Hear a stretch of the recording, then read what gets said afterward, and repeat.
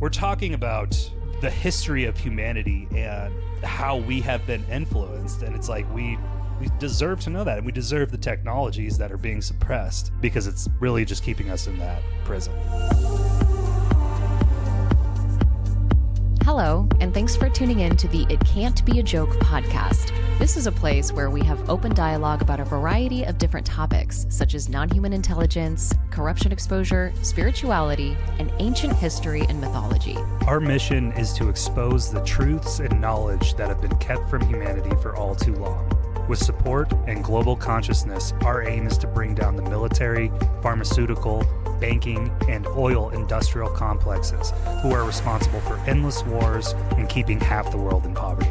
I'm Melissa Green. And I'm Kevin Kelly. Let's blast off. Let's.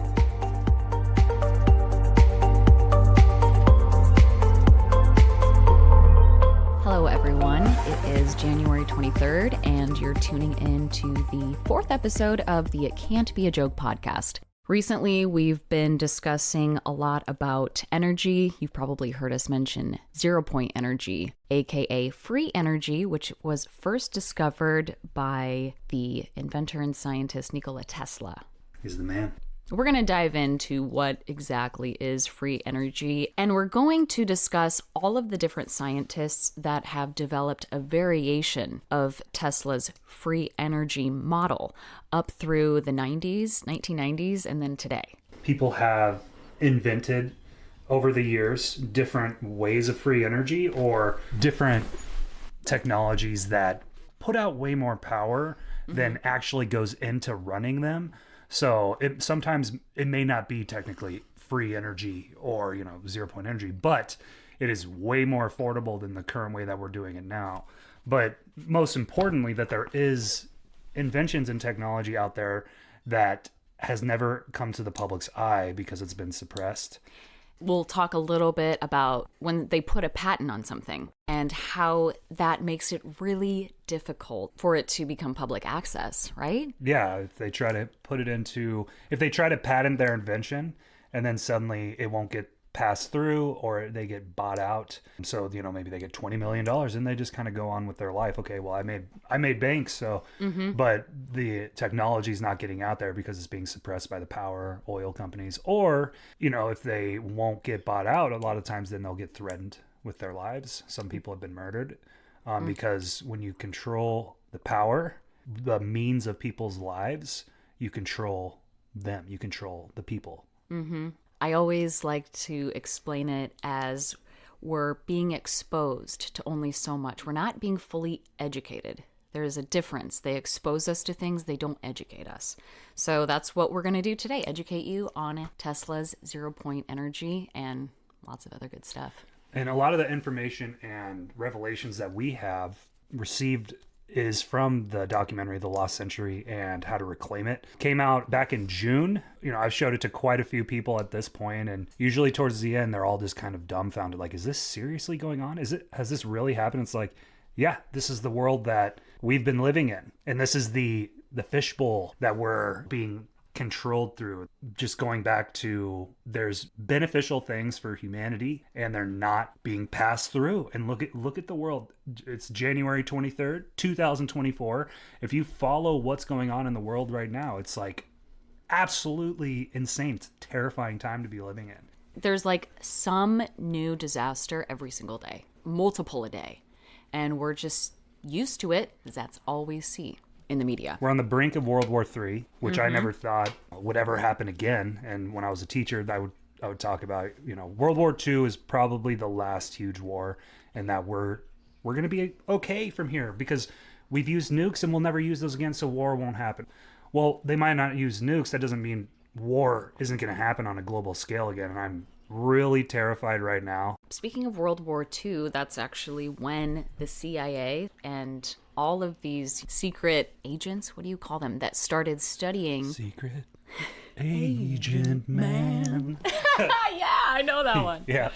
No, they started studying the tactics of Hitler and learned how he used propaganda. What else? Mind control. MK Ultra. They also brought over copious amounts of Nazis to help run our aerospace programs. And also MK Ultra will be doing another podcast on that. That's the brainwashing, mind control piece of the CIA that you don't learn about in your history books. They don't tell you about that because they keep it a secret. Yes. But they brought over a bunch of Nazis who were granted, was it amnesty? Is that the correct way to put it? Like, you'll be safe here. Come help set up our space program and all this stuff. So a lot of the country as we know it right now set up on ideologies of a lot of Nazis that came over here. They want to set it up in this way that looks like we're a democracy, but in reality, it's like, yeah, you're electing these people to represent you. And I would say there are some good politicians out there. One of my favorite right now is Rep. Tim Burchett. I think what you're going to see is real questions. When the Intelligence Committee held that bogus meeting in the public, I mean, literally the people that they brought from the Pentagon couldn't spell UFO. That was the most ridiculous thing. I don't know if any of y'all saw that or not. They had one video where the guy filmed it out of his canopy with a cell phone, the most technologically advanced country in the world. And then Adam Schiff, who I don't always agree with, but dadgum, he asked the question, and I loved it. He said, what exactly am I looking at? And they couldn't tell him, were they looking at the reflection off the canopy, or are they looking at some object that was flying by? It was a 22-second film. You know, the most technologically advanced country in the world, dadgummit, Isabel Burchett, my little 16-year-old girl, could have stopped that video. They couldn't even stop the video to show us what it was. And all the footage that we've seen, all the testimony, we had a pilot there who's going to be here who was denied access. That's a question the press ought to ask. Why is the intelligence community blocking everything we do? Both parties. It doesn't matter who's in the White House.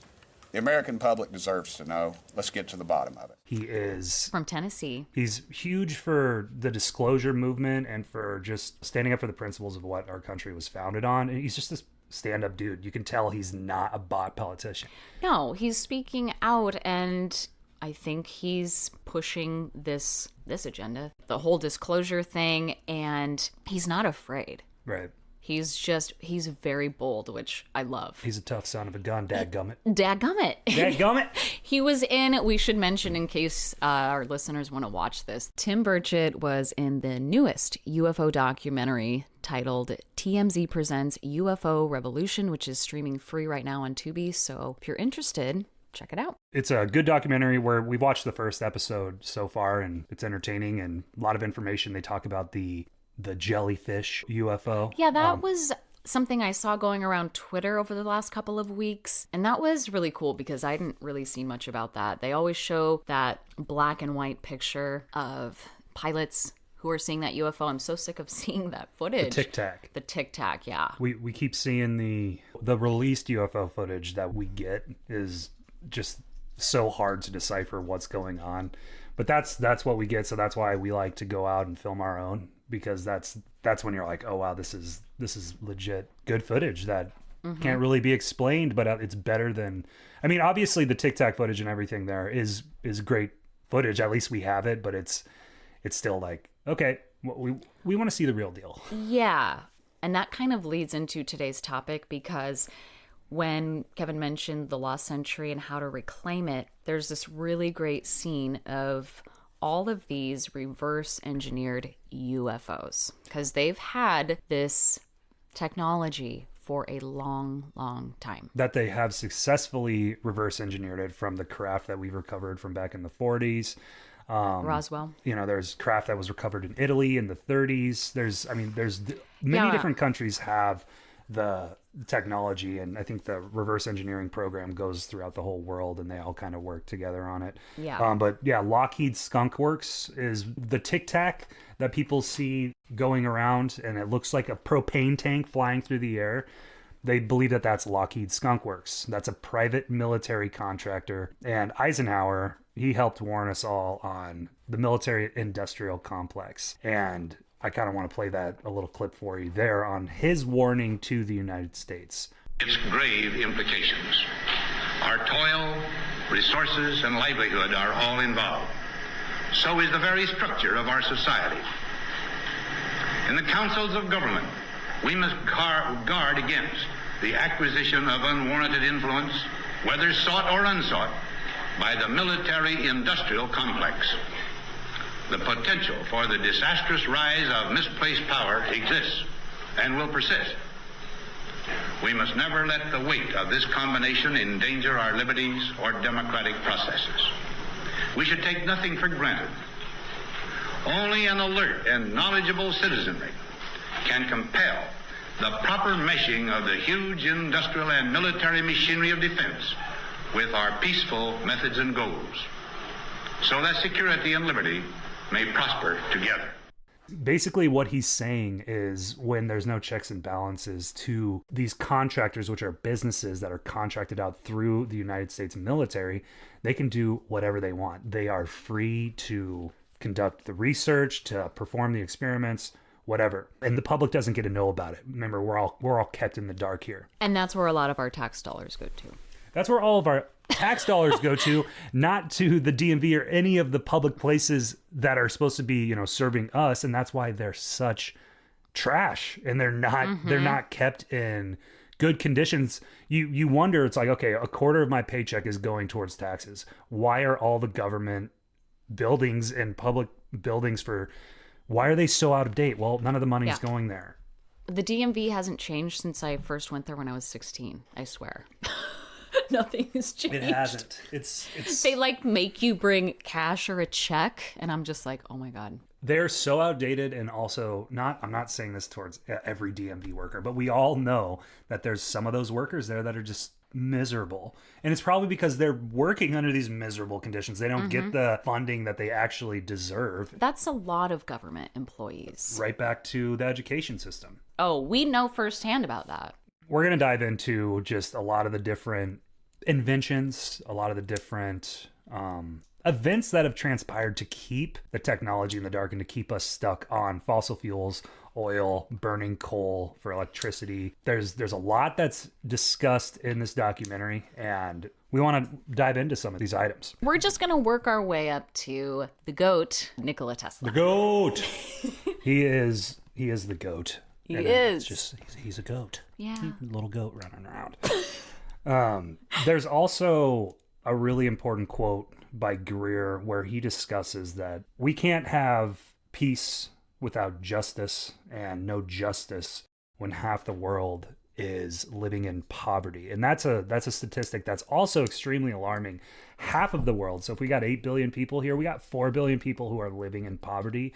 Many of those people don't even have the means to cook their own food. They're chopping down whatever resources they have to cook over a fire. So, in the United States, the majority of us, we have electricity, we have a stove. Even the poverty here in first world countries like the United States, or probably a lot of European ones, is way different than poverty in third world countries. And that's extremely important to know, this humanitarian issue that we have going on. And then you have these corporations that are raking in the billions, private yachts that I'm Jeff Bezos, and I'm going to take down the bridge. So the historic bridge, so my private yacht gets to go through it. Or, they keep the third world countries like that because they use them as guinea pigs for testing new medicines and all of that stuff. That's right. So what should we start with? I think a good place to start is, one of the things that we found out is only 12% of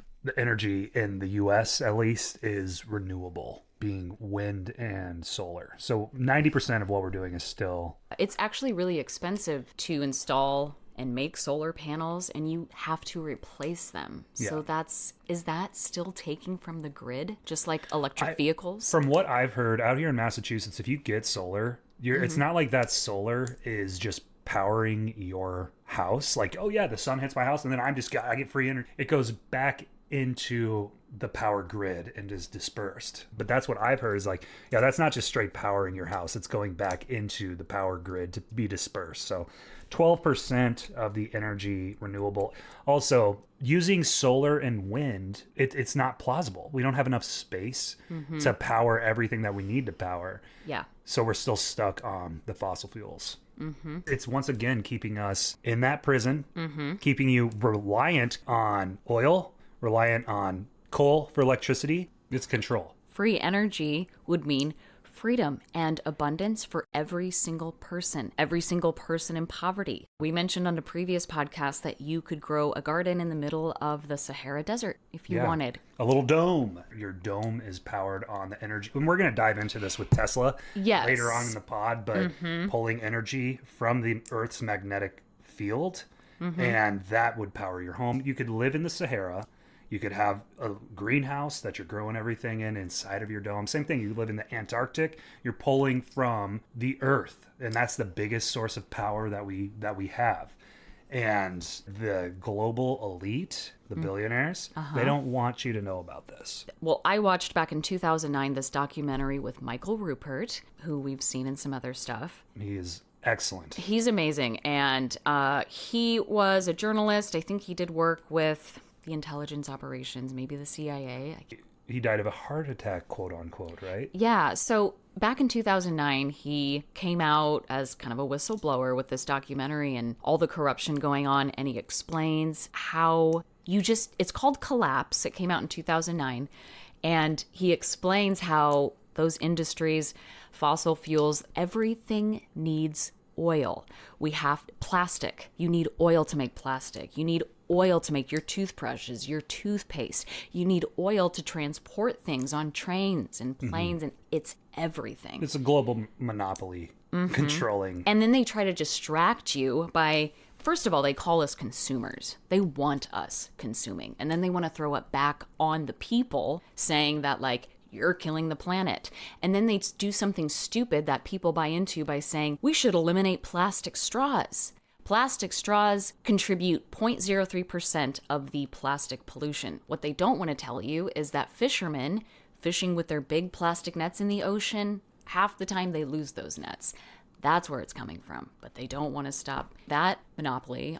They distract you with these things that everyone buys into. And I just remember, the straw thing really annoyed me.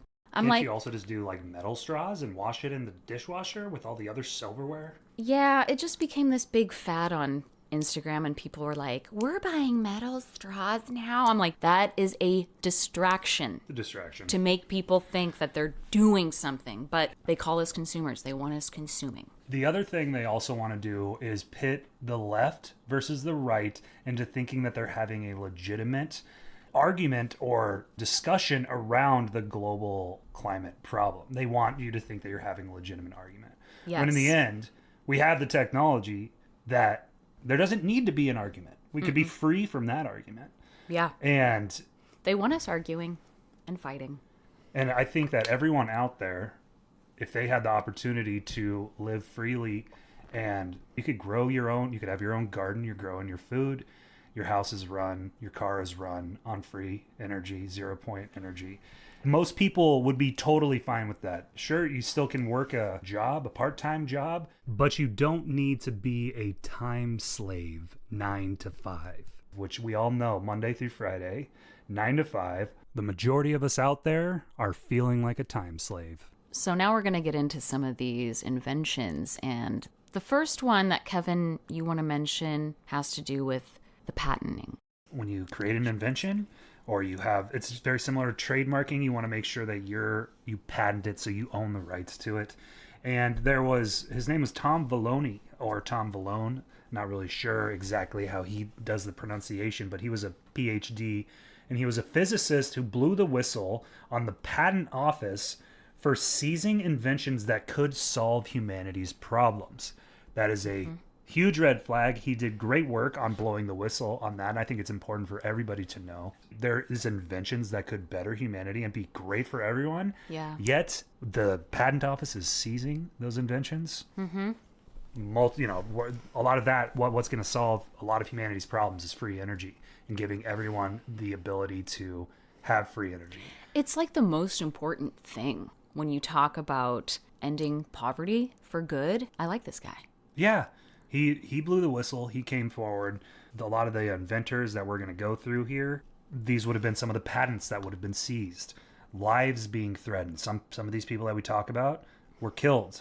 or died of mysterious heart attack out of nowhere. That kind of stuff.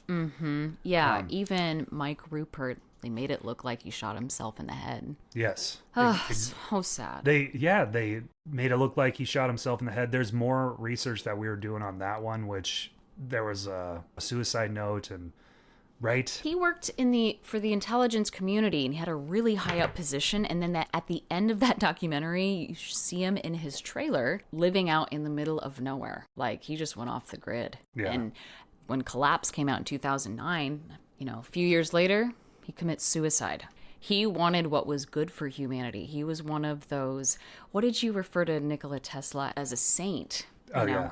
He wasn't on Nikola Tesla's level, but he was very smart, and he really understood the infrastructure, and just the way he explains how oil is everything, it blows my mind. Right. Definition of a saint, a very good person. Doing, honestly, what's right for humanity and seeking the truth and making sure that people are treated equally. Great person. Yeah. Worthy of sainthood, I would say. Yeah. But the Catholic Church won't acknowledge it because it doesn't have anything to do with their religion, with their agenda. He's, talking about blowing the whistle on free energy and stuff that would break us free from that, but he wasn't doing it in God's name.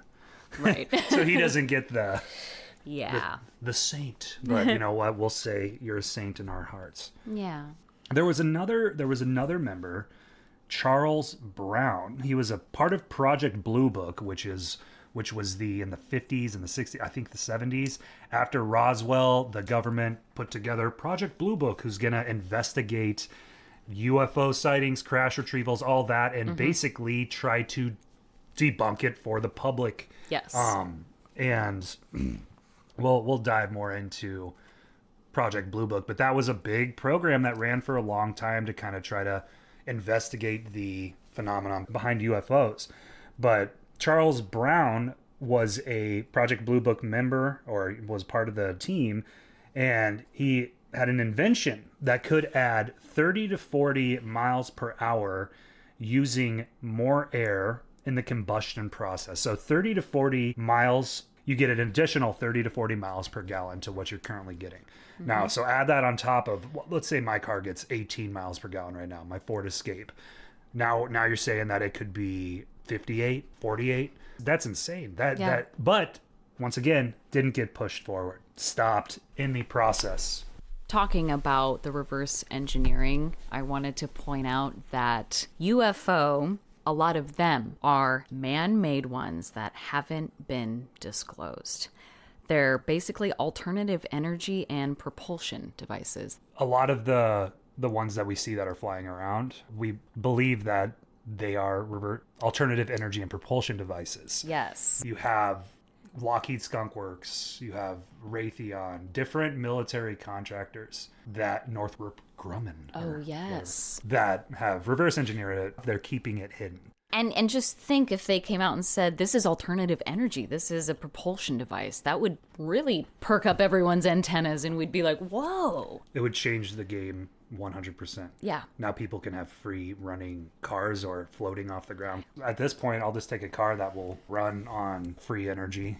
Soon down the road, hopefully we'll have floating cars that we can fly around in. Yeah. That's all, I believe that's all very, like the Jetsons, that's all very possible. We can have that, but not with the elite and cabal who's running the game here. I'm going to say it again. The Illuminati. It's not a joke. It's not. It can't be a joke. It can't be a joke. It can't be a joke. No. The Illuminati, the cabal, start diving into that. Find documentaries on the free apps like Tubi or whatever. Get yourself well versed in it, because holy shit, it's real. Oh my God. Look at Klaus Schwab. Oh, no, I don't want to. I don't want to look at him either. Klaus Schwab at the World Economic Forum. Look at the present day real life villain. Klaus. His name's Klaus Schwab. Say a phrase that Klaus Schwab would say. Mama, please will you wipe my ass, Mama? Yeah, that's how a lot of these guys are. That's how the cabal is. They want that kind of personality. It's like they want to dominate, and then they want to be humiliated. It's like in their contracts that they have to dominate people and then suffer some sort of public humiliation. Yeah, don't they? The more you look into Freemasons, the Illuminati, the cabal, Yeah, Marina Abramovich. I just wanted to say she's been designated to certain parts of the WEF. And I know I haven't told you all of the stuff that I've found, but Tell me. right now? Well, if you could, yeah. Okay. You got stuff on Marina, the Satanist? She is 100% a Satanist. Apparently, she uses a lot of blood in some of her performance art. She writes really demented phrases on the wall or wherever. Her exhibits are on display, and a lot of her performances seek to inflict pain on the body and to test how much pain the body can take. That's Satanism. We're talking Satanism here. But I wanted to bring it up because Anyone wants to call me a kook, go for it, but that's the definition of a kook. There's a lot of the art that's hung up in like John Podesta's house and other places. A lot of that art is from like siblings of royal families that are big artists, but a lot of their art is about, it appears, childhood trauma. And it makes you wonder, were they put through that trauma and that's why they're doing this art? It's weird. Look at the John Podesta art that he had in his house. It is very disturbing. It is extremely weird. And who would have that up? Oh yeah, come into my house. Here's a bunch of images of children with handcuffs on, looking backwards in a shower. Why would you have that up in your house? How do you find that tasteful? I won't ever understand it. I don't know. Strange. Well, Marina Abramovich has recently been named the ambassador of Ukraine to rebuild educational initiatives for children. What the fuck? How does someone like that, with her background and what she does, get put in that position?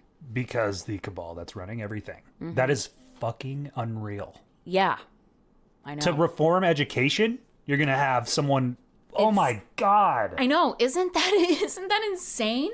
That's why the world is just so fucked And up. It was Ukraine's president that chose her. Jesus. She's friends with all the elite, and they go to her dinner parties where they're serving up food that looks exactly spitting image of a real life human. So they're eating like this food that's looks like a human, and it's like a cool little party to go to. What the fuck is going on here?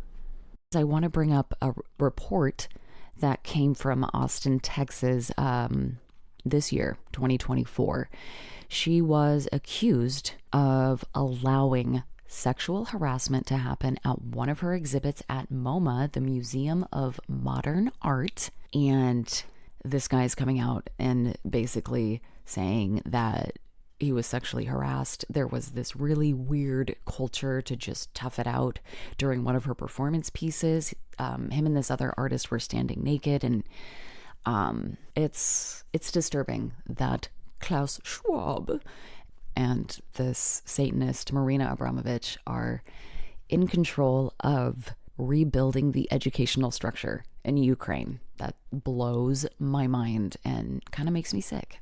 She's friends with all the elite, and they go to her dinner parties where they're serving up food that looks exactly spitting image of a real life human. So they're eating like this food that's looks like a human, and it's like a cool little party to go to. What the fuck is going on here? There's a few articles that just came out. There is an actor and a performance artist in New York who filed a suit against MoMA, the Museum of Modern Art, for being sexually assaulted and staff members allowing it during one of Abramovich's exhibits back in 2010. Yeah, there were nude actors, performance artists in this exhibit that she was putting on. It was called like The Artist is Present. And part of the performance was apparently allowing patrons to walk between and rub up against the actors. And it's like, who wants to go out and do that?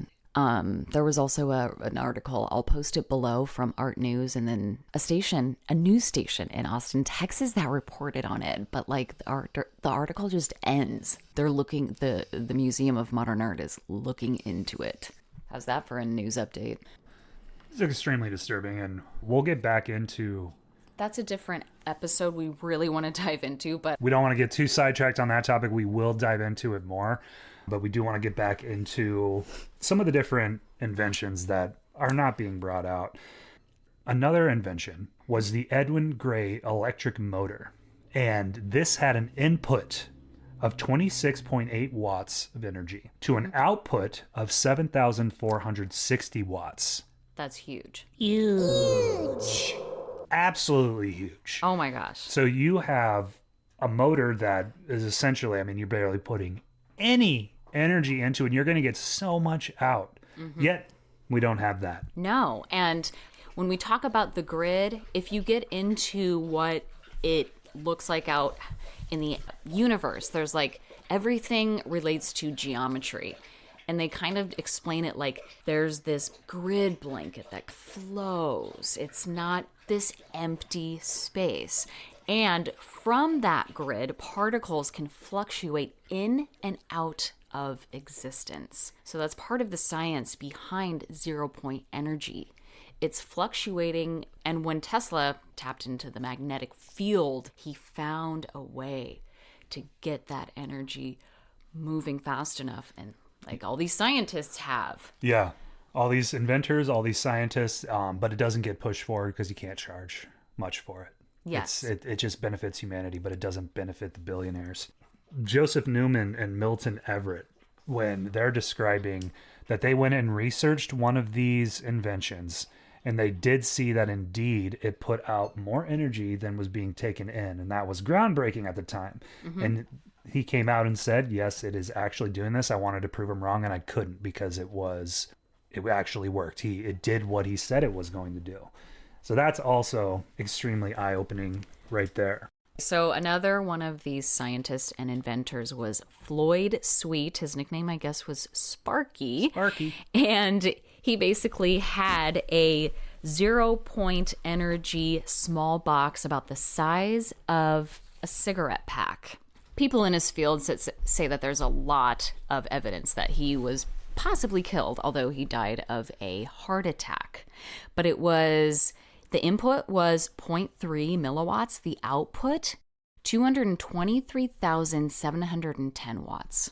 That's unreal. One of the scientists in the documentary, The Lost Century and How to Reclaim It, explains the 0-point energy. You could fill a coffee cup, and that amount of energy in there could evaporate all the world's oceans. It's insane. That is insane. I mean, just the fact... Input power, 0.3 milliwatts. Output, 223,000 watts. Oh, that right there, free humanity. Yes. Just like you said, the cost of agriculture and manufacturing would be obsolete. And the people who own the world banks, they don't want that. They have humanity in their pocket through interest. You can't. You got to work. You get your house. Yay, yay, yay. Well, you got a 30-year loan, so you're trapped working. It was basically just a system of debt. Yes. That was set up, so it's actually created in this way that we'll never get out of debt. You're stuck in it. It just keeps getting deeper and deeper. You get your student loan debt. Now my student loan debt was huge.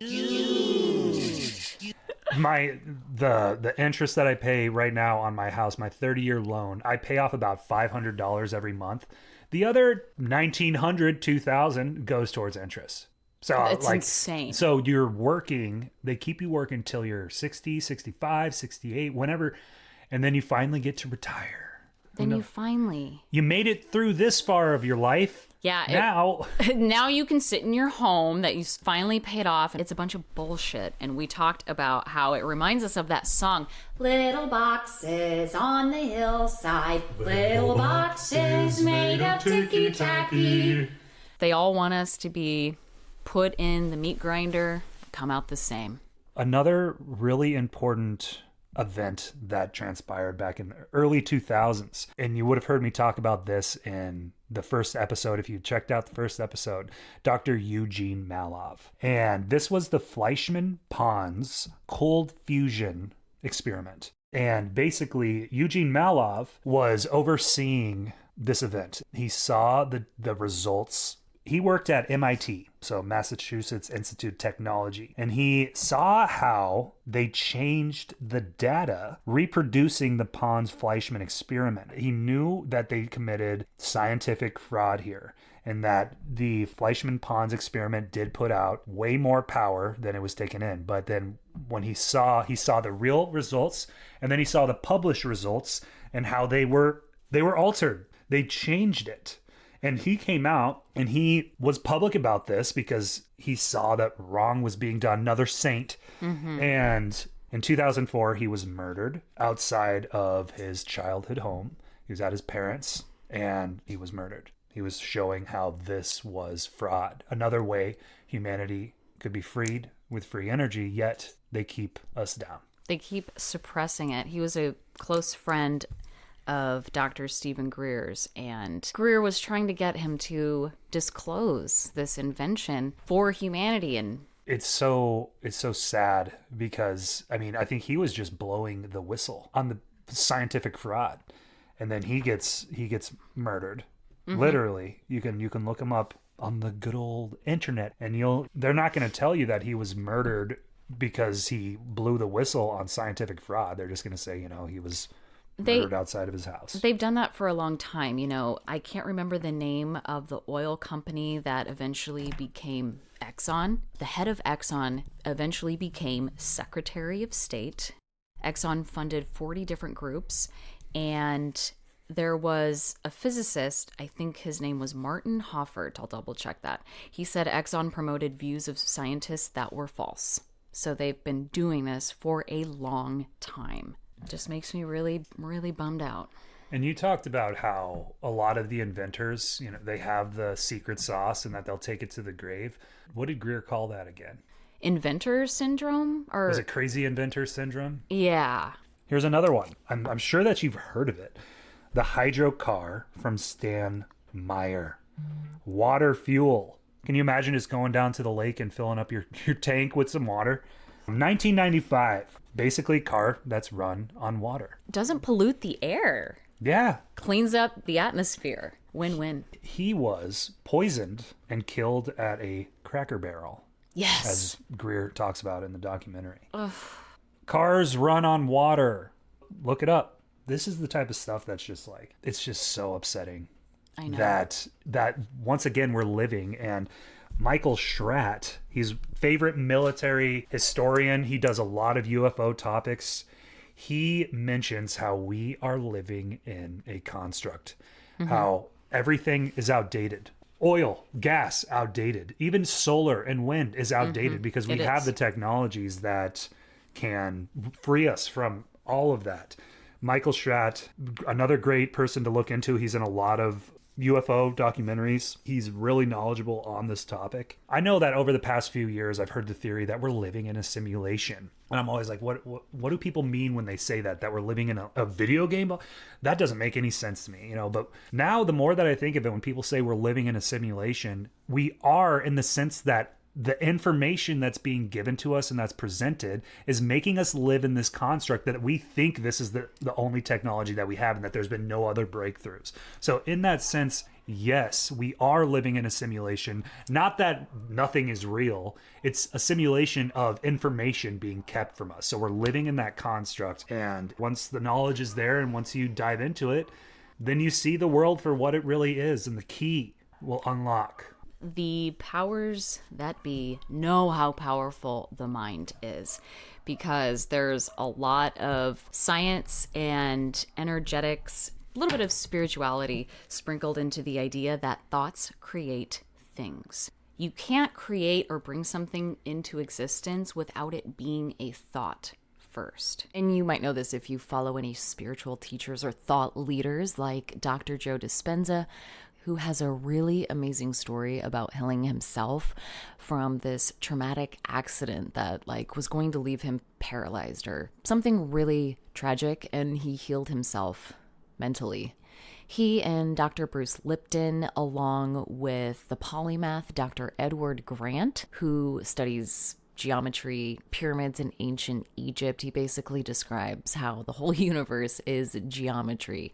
So you can check some of those guys out. They talk about rewiring the brain, how we can do it ourselves in a state of hypnosis, and it's about neuroplasticity and rewiring the brain, which it actually involves a lot of work on your subconscious mind, not your conscious mind. And he talks about how in the future, a lot of illnesses are going to be solved with energy.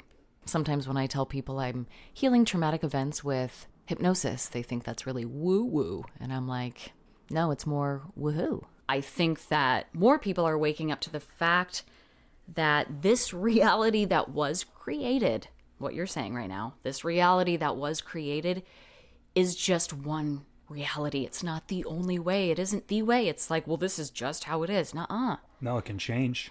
But everyone's being programmed. The media, everything, you hear it, think about hearing it day after day. It gets into your subconscious mind. And that's kind of how they do that mind control. They do it really slowly and they put it out in your face. So everyone thinks, oh, that's not what's happening. They wouldn't do that. Well, another important thing that Dr. Greer mentioned was there's all these nanoplastics in our food now. That causes cancer. All of these health issues in the pharmaceutical company, they're all in it together.